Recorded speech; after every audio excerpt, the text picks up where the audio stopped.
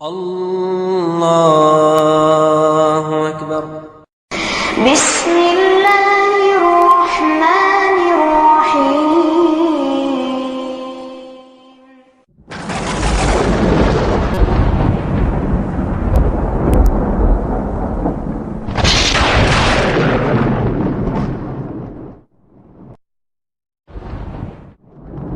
وقل جاء الحق وزهق الباطل إن الباطل كان زهوقا. ரெண்டு கேள்வி. ஒன்று, இத்தா காலத்தில் திருமணம் முடிக்கிறது ஹராம். மனைக்கிட்டா இத்தா காலத்தில் திருமணம் முடிப்பது ஹராம். அதுவும் இத்தா காலம் ரெண்டு வகை. ஒன்று, ஒரு கணவன் வாழுகிற நேரத்தில் விவாகரத்து செய்வது. இன்னொன்று, கணவன் மரணித்த பின்னால் வரக்கூடிய இத்தா காலம். கணவன் மரணித்த பின்னால் வாழக்கூடிய இத்தா காலமாவது திருமணம் முடிக்க வாய்ப்பு இருக்கு. ஏன்னா கணவன் மௌத்தாயிட்டாரு.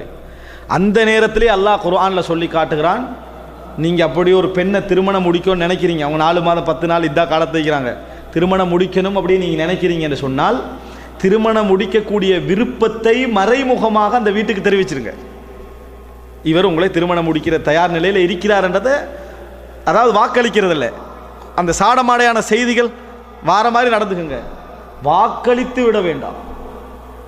இது திருமணம் முடிக்கிறதில்ல, விருப்பத்தை கூட தெரிவிக்க வேண்டாம். சராஹத்தா தெளிவா இவர் முடிக்கிறதுக்கான வாய்ப்பு இருக்கிற என்ற செய்தி தான் அவங்கள்ட்ட என்ன செய்யணும், வரணும். நான் முடிக்கிறேன் என்ற வாக்கு என்ன செய்யணும். வலாக்கின் வலா தாசிமு உக்தத்தன் நிக்கா, குர்ஆன் நேரடியாக சொல்லுது. அல்லாஹ் தெளிவாக சொல்கிறான். அப்போ அதுக்கு எப்படி இருக்கும், இதுக்கே இந்த வசனம் சொல்கிறாங்க. அதை பொறுத்த வரைக்கும் என்ன பிரச்சனைகளில் விவாகரத்து செய்கிறது 3 மாதம் இத்தா காலம் இருப்பாங்க. அந்த 3 மாதம் இத்தா காலம் மனைவி எந்த வீட்டில் இருக்கணும், அந்த கணவனுடைய வீட்டில் இருக்கணும். அவர் நினைத்தால் அந்த 3 மாத கால பகுதியில் யார்கிட்டையும் சொல்லாமல் ஒரு மனைவியாக என்ன செய்யலாம், திருப்பி சேர்ந்து கொள்ளலாம். அதுக்கு தான் எல்லாம் 3 மாதம் அங்கே இருக்கணும்னு சொல்கிறான். அது பிரச்சனையே இல்லாமல் போகணும் என்பதற்காக.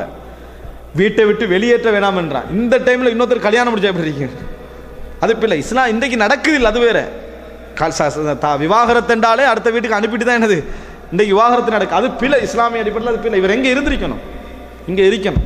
அதனால் அது மிகப்பெரிய ஒரு தவறான செயல். இன்னும் சொல்ல போனால், அதாவது சாதாரணமாக திருமணம் முடிக்காதவர்களை திருமணம் முடிக்கிறதுக்கு வாக்களித்து அப்படி ஒரு திருமணம் முடித்தாலே அதில் பல சிக்கல்கள் இருக்குது மறைமுகமாக.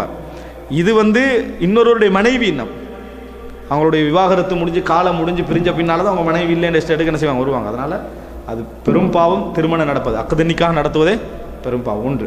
இரண்டாவது அம்சம் என்னன்னு சொன்னால், மாதாவிடாய் காலத்தை பொறுத்த வரைக்கும் ஹைத் இஸ்திஹாலா அப்படின்னு இருக்குது. மாதாவிடாய் மேலதிக உதிரப்போக்கு. மாதாவிடாய் காலத்தை பொறுத்த வரைக்கும் பொதுவாக 7 நாள் 8 நாள் இந்த மாதிரி தான் என்ன செய்யும், இருக்கும். சிலருக்கு 10 நாள் வரும், சிலருக்கு 5 நாள் 3 நாள் இப்படி வரக்கூடிய அமைப்பில் இருக்கும். சிலருக்கு தொடரேட்சையாக கூடுதலாக வரக்கூடிய அமைப்பு இருக்கும். எப்படியும் அவங்களுக்கு ஒரு ரொட்டீன் இருக்கும், ஒரு ரெகுலராக இப்படித்தான் என்ன செய்யும், வளமையாக இப்படித்தான் வரும் என்கின்ற ஒரு நிலை என்ன செய்யும் அவர்களுக்கு இருக்கும். இந்த காலப்பகுதி தான் அவர்களுடைய மாதாவிடாய் காலப்பகுதி.